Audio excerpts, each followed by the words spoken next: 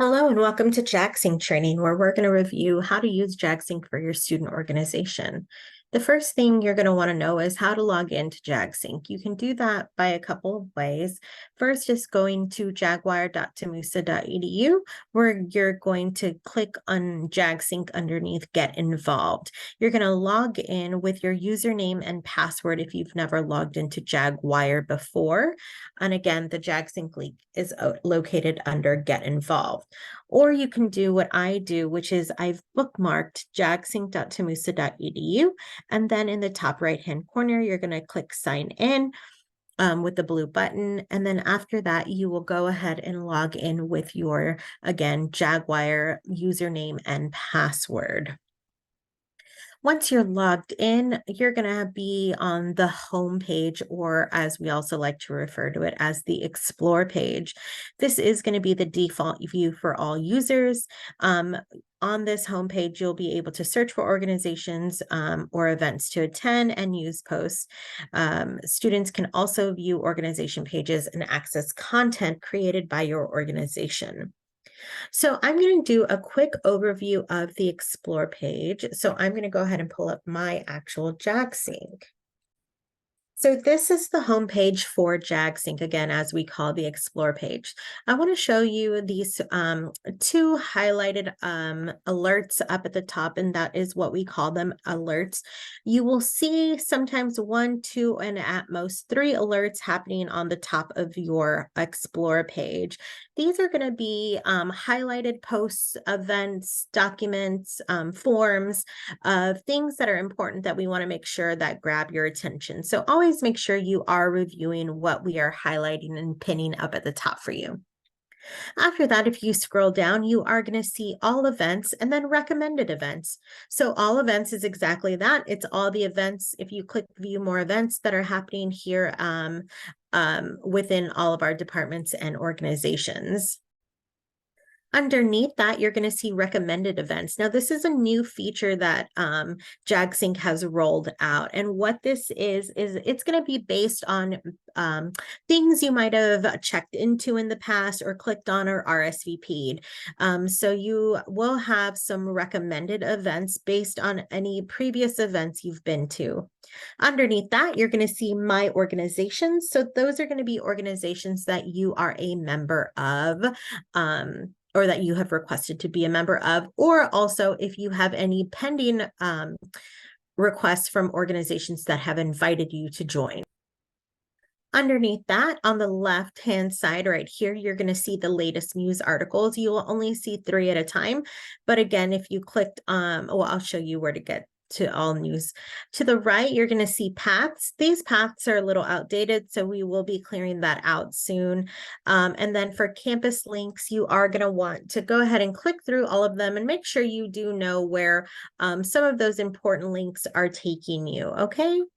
So then you're going to go all the way to the left on the other side of the JagSync, and then you're going to open that little tab, and you'll see that this is basically the same thing we just went over. So if you click on events, again, you're going to see all the events. The really cool thing about all events is that you can search events by themes, you can search events by categories, and my favorite is that you can search events by which events are going to have free food.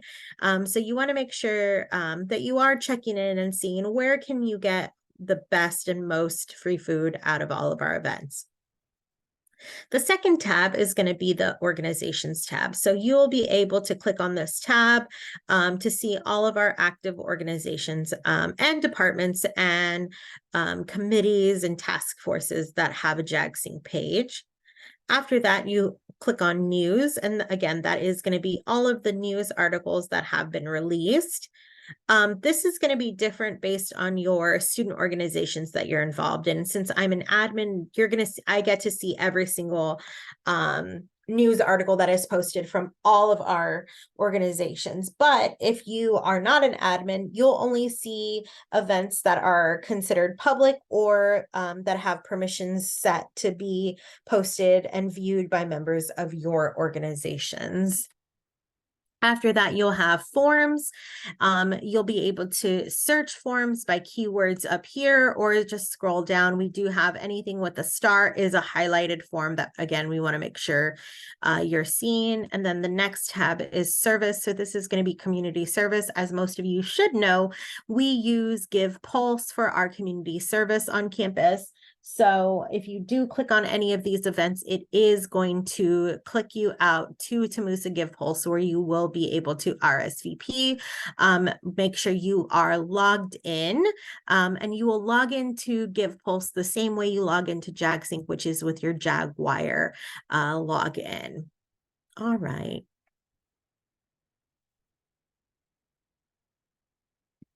So from there, that was a brief overview of your Explore page. And I do like to remind people that that is the public facing page for those organizations. To re-register your organization, because I know many of our organizations are going through the re-registration process right now, you are going to want to open up, and again, that little caret that I opened that opened up those options. We're calling that your action center. So you're going to want to open up the action center and then click on organizations. After you do that, you'll see that option to register an organization. When you click on that option, it's going to give you a bunch of organizations that are available for re-registration. So you'll want to click on re-register if it is your organization, or you can go directly to your organization page, click on manage, and then from the manage view, you'll be able to click on re-register this organization. If you do not see the little blue button to register, you are going to want to go ahead and contact studentlife@tamusa.edu so that they can see if you have the permissions. If you're re-registering an existing organization, many of those tabs or forms may already be filled out, so you'll just want to update that information, and make sure you're clicking through the process all the way through until you get to the very last page, and hit submit, because what happens a lot of the times is that organizations will think that they have hit submit, and it's actually not. It has not been submitted. It is still sitting there in your submissions. So I'm going to show you where to look so that doesn't happen. So when you are back on the JagSync homepage, if you click on your profile and you click on My Submissions, you will be able to see all the forms, all the elections, the organization registrations, events, and budgets that you may have clicked open. So under organization registrations, you'll see, so for example, these are some that I've looked at before. If it still says in progress, that means you have not fully submitted. If it says pending or approved, then you have submitted those. But if it's still in progress, that means that we cannot see your registration. And so therefore, it has not been fully submitted. So make sure you click all the way through until you fully submit your re-registration. Now, I was talking about managing your organization's page. So the way that you're going to do that is, again, by opening your user drawer and then seeing all the organizations that you're a part of, clicking on the little screw, on the little icon of the screw, and then you'll click on Manage Home. So I'm going to do that very quickly live for you. So again, from your Explore page, you're going to go ahead and click this little thing open. And then I'm going to go ahead and click on Student Government. You will have the option to click Manage Home. And when you do that, now this page has been upgraded and we really love this, because the same tools that used to be hiding here are now here, just right there ready for you. So we're going to go back to the Manage Home option. And you'll have access to a roster, an about, your events, your news, a photo gallery, documents, forms, elections, finance, and service hours. So very quickly, I'm going to go through what those mean for you. Again, that's what the new page looks like. So your homepage provides a summary of your organization. On this page, you will see your organization's profile photo, the name of the org, the number of members, and then the name of the primary contact. So again, here's all that information right there. Again, you will have access to a roster, which is where you'll want to keep this updated. You'll be able to manage those positions for your organization, send organization messages, invite members, remove members, and approve pending memberships. So you always want to keep this updated. In the About tool, you can update some of your organization's basic details, such as the profile picture, description, summary for the organization directory, contact information, and social media links. In Events, this is where you will be able to submit event requests for tabling, for room reservations. You'll also be able to submit tracking your participation. And then the News tool helps you share what your organization is doing with our Tamusa community. You can also create, edit, and delete news posts from that area as well. You have a gallery, which is very simple. You upload pictures, you can show off those pictures. Those are going to be the pictures that you see randomized during on your organization's homepage. So do make sure you are keeping that as updated as you can.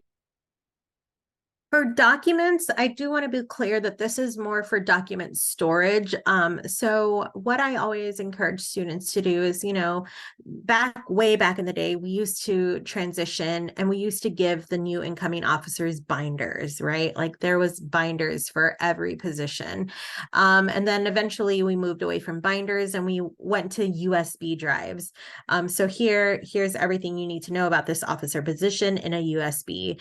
And so now this is where I would encourage you to use documents. I would create a folder for every officer position you have and keep important documents that maybe you've been working on that is related to this position in there. And that way, historically, JagSync can hold on to that information for you. You do have the ability to change the visibility of the files and the folders. So let's say, the president has its own folder in there and you don't want general members to see executive board minutes or something. You can change the privacy of those folders so that it's only visible to officers or it's only visible to certain officers. So you do have the ability to do that. Forms, I would highly encourage you to use the Forms tool and move any of your organization's paper forms to JagSync. You can use JagSync for signups, for interest forms, for applications. Anything that you can use a Google form for, you can create in JagSync. So instead of using Google Forms, I would highly encourage you to use the JagSync forms. When it's time for your organizations to host its own elections, you have an elections tool. Finance is where you'll be able to submit purchase requests, funding requests, budget requests, if you have an on-campus account. And then service hours, again, we really encourage you to use Give Pulse for your service hours and not to use JagSync. So please make sure your service hours are going in Give Pulse. So I'm going to actually walk you through very briefly each of these kind of profile page area. So I'm back on SJ's Manage page. Okay, so you'll see they don't have any upcoming events right now, but in the example I had on the PowerPoint, which was the coalition, they did have their upcoming events listed. So you will have like a highlight of all of your upcoming events right there for you to see. So for the roster, I'm going to go ahead and just open it in another tab. You have your roster. So I'm going to go through kind of the features of the roster that are really cool. So in your roster, this is where you can send messages, where you can create and manage positions, where you can invite people to join, and you can also do an export of your roster. So let's start with messaging. If you have ever received an email from me Christina Dominguez, during the time that I was at Texas A&M San Antonio. It's because I probably sent it as a relay. So in order to create a relay, you're going to click the plus sign. And again, I'm in the roster section and I clicked on messaging, and then you'll just give it a title. Yes, this could be the title of the email subject line, but you'll see for me, I just like to give a brief title. So this is going to be membership check, because I know around this time, organizations are like, who's still active in my organization? I need to know who's still a member.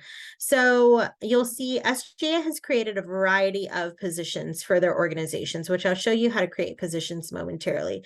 But if you want to make sure you're hitting all the members in your organization, the what you want to make sure you click on is member. All right.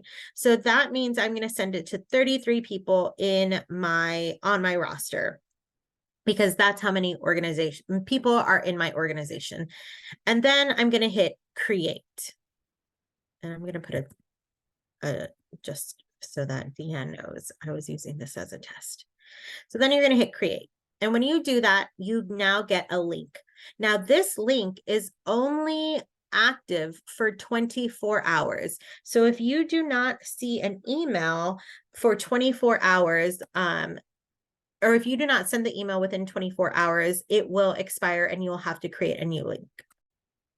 So I copied that email and I will go ahead and I will paste that email into just a regular email. And this is where I will give it a full, title. So now I'm going to say, this is an SGA membership check. Please read. And then I'll put whatever I want to, as if I was writing a normal email. And then I'll hit send. I don't want to hit send right now because since this was just an example for you all, I don't want this to go to 33 members. So I'm actually not going to send that email. So again, you have 24 hours to send that email. If not, it will expire. You'll see I have done other examples before when I've done this training, and you'll see that these are all expired now, or you'll see the ones that I have submitted successfully. And when those are, you'll see those say sent. This one says created, but it has not been sent yet. So now we're back in the roster, and as you can see, the next up, so we just did messaging. So now I want to show you the positions. So the really cool thing about positions is that each organization is unique and different. So you can create positions that are unique to your organization. There are some positions that are automatically created when within, the organizations, but you can also create your own. So if you were, a unique organization, you would just need to put a position name. So this could be like social media chair. The position type would be an officer. We want to show this on the organization's public roster. We want it to be active. And then you now have the option to say, hey, whenever somebody says that they're interested in this organization, they'll get that information. So that would be maybe if you had like a membership chairman, somebody who was in charge of your membership, you would want to select that for them. And then you can give them management access. So no access would mean they do not get any administrative roles within your organization. All access means they will have every single access to everything I'm going over. And then limited access would be, okay, so maybe this person needs to be able to create forms, so we need to give them full access. Or maybe this person needs to be able to update our roster, so we need to give them full access. Or they need to be able to create events. So we'll want to give them full access to that. So that is how you create a position in JagSync. So you'll hit create. I'm not going to hit that because again, this is just an example. So as you can see, SGA has created a bunch of positions because they are a unique organization, and they do have various people who hold positions in their organization. Invite people, very easy. This is also where your pending invitations will be. So you'll just put Jaguar emails for all of the students that you want to invite. So let's say you're tabling at Jaguar Involvement Fair and you get a bunch of Jaguar emails. You can go ahead and upload those here and then hit add email addresses. And then all those people will get invitations to join your organization. And this is like just, general overview of everything that was within the roster.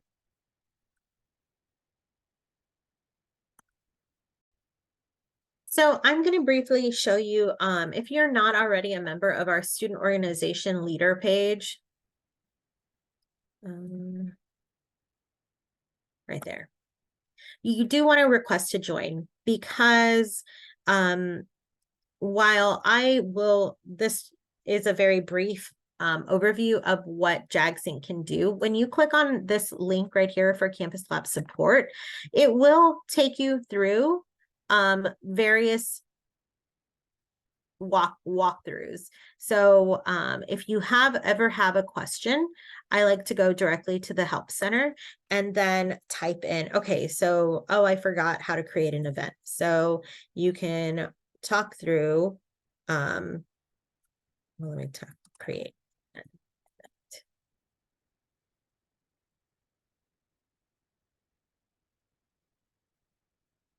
And you'll get those options.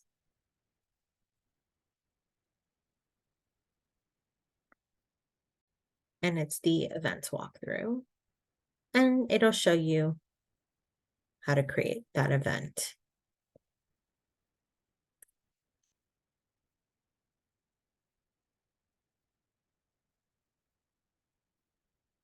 Which we'll go through in a moment in real time. So speaking of events, I do want to remind everybody that there have been changes to our event request timeline. So these requirements are in place for all student organizations, sponsored, recognized, and interest groups. So virtual events are still required to be submitted at least 24 business hours in advance of the event. On-campus room reservation event requests are now required to be submitted at least 15 business days in advance of the event. On-campus fundraising event requests are now required to be submitted 15 business days in advance. Off-campus events within 25 miles of campus will be required to be submitted at least 5 business days in advance. This includes off-campus fundraising requests. If you're having an off-campus event that is outside of 25 miles from campus, you must still submit your event 10 business days in advance, but that is going to be a different form because that is now a travel request, and we want to make sure that you are following our travel policy. And as you are submitting your event, you'll notice that all student organization events except virtual events are now required to submit the risk management matrix when they submit their event request form. If those requests are not received in the time described, then the Office of Student Life does reserve the right to approve or deny any of those events after reviewing them and working to identify any potential risks associated. However, if you are consistently not following the new procedure, student organizations will face the following actions. They will receive a written warning when the event request is approved or denied. They may have their privileges restricted, and in a worst case scenario, your organization will be sent to student conduct for failure to follow university procedures. So student organizations are required to register all events in JagSync. This is how you are going to create your event request along with reserving any on-campus location where your event will take place. You, again, will use this for on-campus and room reservations, tabling, fundraising requests, promoting your event, receiving RSVPs, and tracking participation. So in order to maintain the academic environment, please do not host events during study days and finals. They will be denied. So make sure you are looking at the academic calendar and seeing when those days are so that you do not try to submit, an end of year banquet during finals or study days, because again, they will be denied. So how to create an event which is, again, your on-campus room reservation in JagSync. So I'm going to go ahead and just show you how to do this live. So I'm going to do it for my student org leader page. So you're going to click on manage organization, and you can click on events from here now. Yay, events. And then you'll click the blue button in the top right that says create an event. And here you want to make sure you're giving it a title. So make it a catchy title. Make sure your members know what, or if you know, if it's going to be a public event, people know what it is. You will have to select a theme. Every theme is tied to a cover photo. So if when you get to the page where it asks you if you have a flyer or a photo to upload in its place, if you do not have one, there is a generic stock photo that is tied to each of these themes. No, please note, we did not choose any of these themes. These are the themes that come directly from Anthology, which is the company that owns JagSync. They pick these themes. For the description, please do not write any notes to like Gabby or Ashley or the Office of Student Life. This is going to be the public description that is on the page when your members or the public views it. So I would be as descriptive as you can. So who, what, when, where, why, right? So what is the event? Who is it for? If it's a fundraiser, what is it benefiting? If it's for members, like what are they going to be doing? Is there any additional information that we need? If I need accommodations, who can I contact? So go ahead and throw that accommodation statement on there. The co-hosting button is there for, you can tag any other page on JagSync. So if you're hosting an event and Delta Chi is a co-host, you can start typing Delta and they'll pop up. So you can add a co-host to your event. And this will also, once it's approved, populate on their page as well as your page. One question we get a lot is reoccurring events. So in order to do a reoccurring event, unfortunately, we can't just say, oh, I'm going to have an event from this day to, from the 28th until the 4th every single day. No, because what you just did is you just created a very long event from August 28th until September 4th from 12 to 1 for a very long, that's one very long event. If you wanted to do a reoccurring event, you would keep, you can fill in the location. For the location, I always turn off the map and say, we would really like the Vista Room. Okay, and hit save. And then you'll hit add another date and you'll see it kept your information. And now all you have to do is change that date. So now September 4th, don't do it then because that's Labor Day.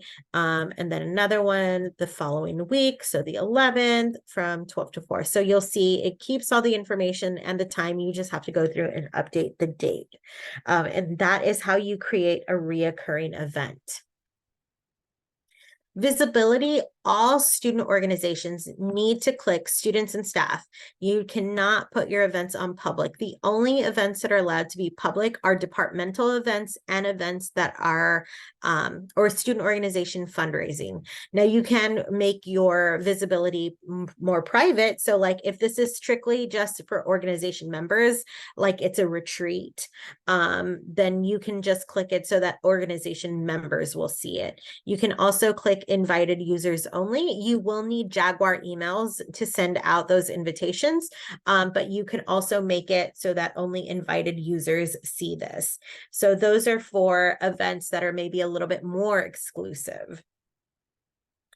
And then you can select categories. So what categories? We have tons of categories. If it is a family-friendly event, we definitely want to make sure you are clicking that. We want to show our Jaguars that are parents, that their kids are invited if they, that they can attend the event. So definitely make sure you are reviewing the categories, and if any of them fit in with what you're doing, go ahead and make sure you're clicking it. And again, same thing with perks, as I showed you earlier. If you can search by free food, free stuff, make sure that you are showing that that is one of the things that they can search by.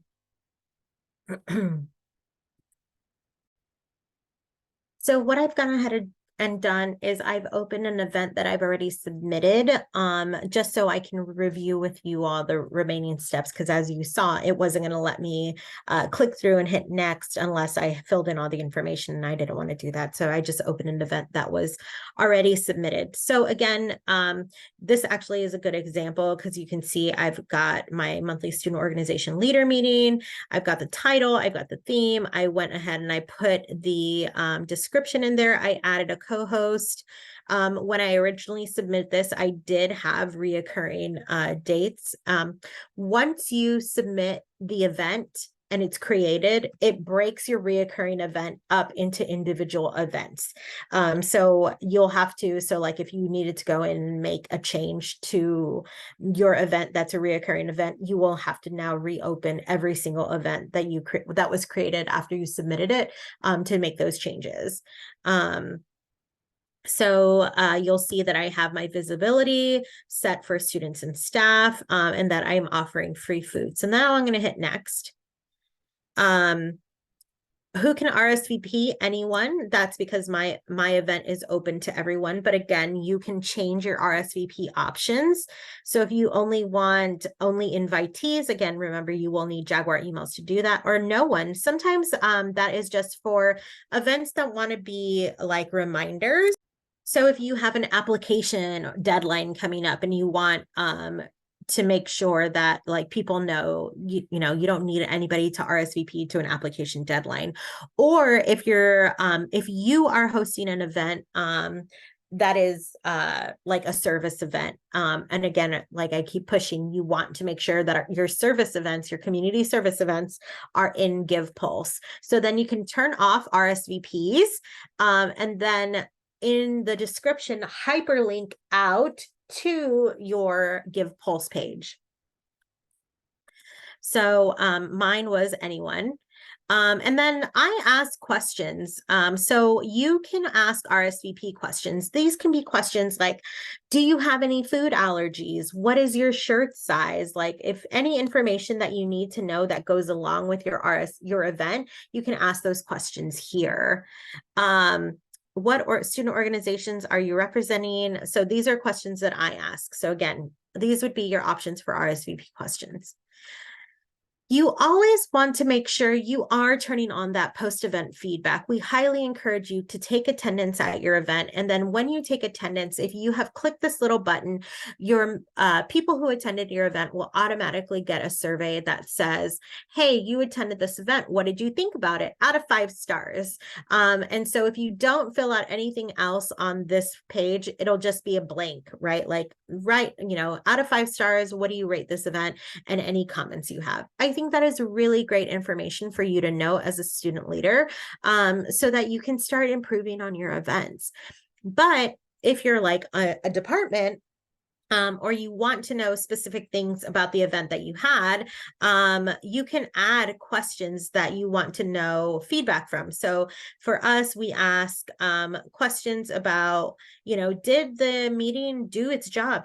Were you more informed? Did you get anything out of this meeting? If not, what topics would you like us to cover? So this would all be good feedback for you to have when you take attendance at your events from the people who are attending your event. So make sure you are automatically sending that post of feedback, event feedback. So then you hit next.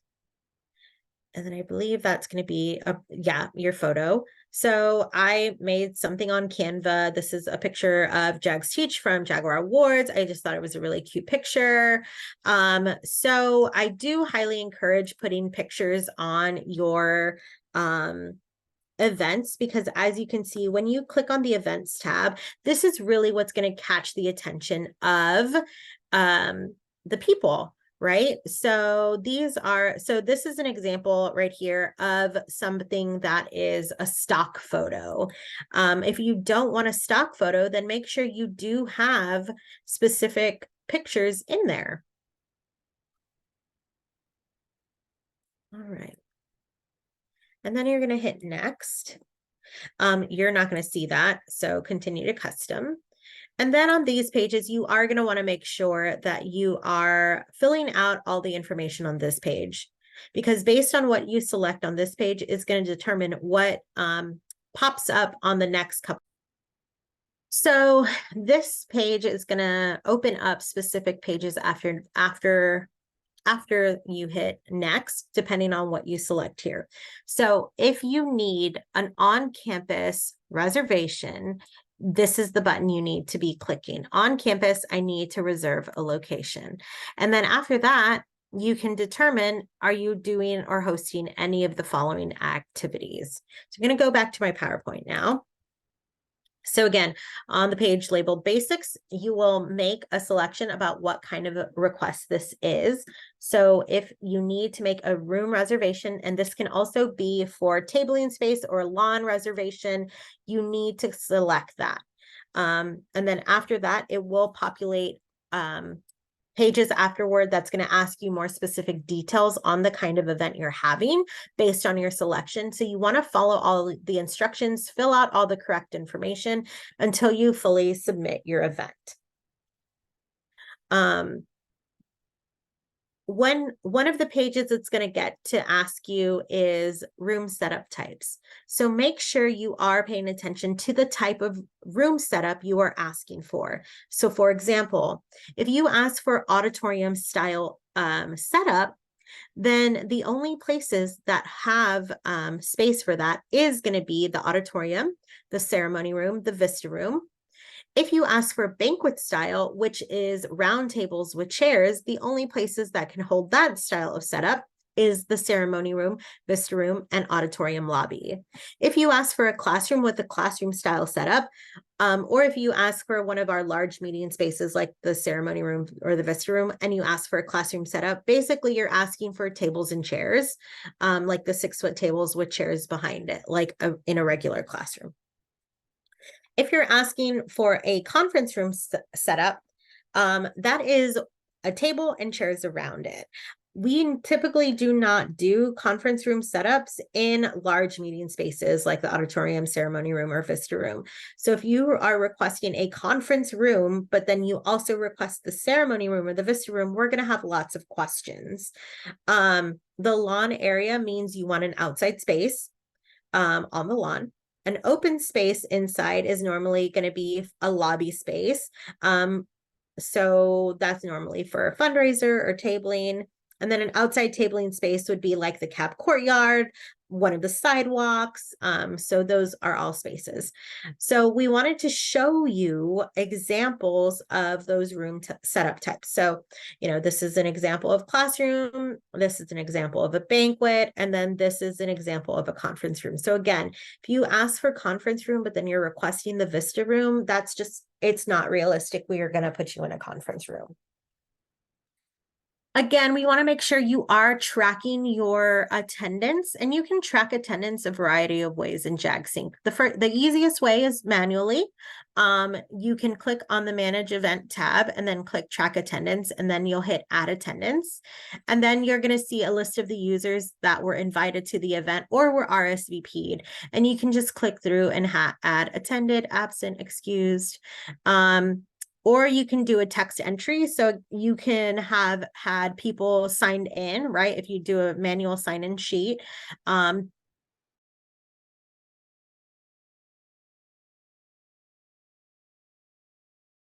that in an Excel spreadsheet. You save it as a .csv or .txt, and you can manually upload that. We encourage you to check out a scanner. Our office has scanners that you can check out and swipe students in. Okay, that is going to be the best way to take attendance. Now you can manually type in K and J numbers into the bar and hit submit, or you can also do that by manually adding attendance the way that we talked about previously. But we highly encourage you to track attendance using the card swipe feature. If you have a virtual event, you can, in your event, manage event, click on the link that says attendance URL, and you can copy that and paste that into the chat box, and then have those students click the link. When they click the link, they're going to be taken to JagSync. If they're already logged in, great to go. But if they're not logged in, they will be prompted to log in, and then their attendance will be recorded. So I just want to show you very quickly how to go ahead and do that, where to find that stuff for attendance. So again, you're on your event, you'll click Manage Event. And then you can click Track Attendance. This is also the invitations and RSVP. If you have anybody that you want to invite, you'll hit invite people. Again, they have to be their Jaguar emails. So make sure you are putting in their Jaguar emails. Once people have RSVP, there will be an option here to click, they attended, they didn't attend. But if you don't have that option, you can this is the attendance URL for the virtual attendance. But if you did have the card swipe, you're going to go ahead and copy that code. You'll go here. It should be copied over anyway, and then you'll hit submit. And then this is where the scanner should automatically, once you swipe a card number, input their J&K number. If a student wants to type theirs in, they can type it in. But again, it's user error pretty often if a card number is incorrectly typed in, because as you can see, when you type in something, it doesn't show you what you're typing in.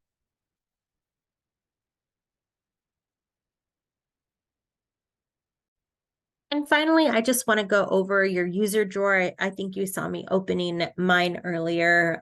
In your user drawer, you'll be able to manage your personal profile, your privacy settings, your notification settings. You'll be able to view all of your historical and current list of submissions, so events, forms, elections, and org registrations, and see their statuses. So again, if it says in progress, it means you never submitted it. You can also create and submit self-reported experiences.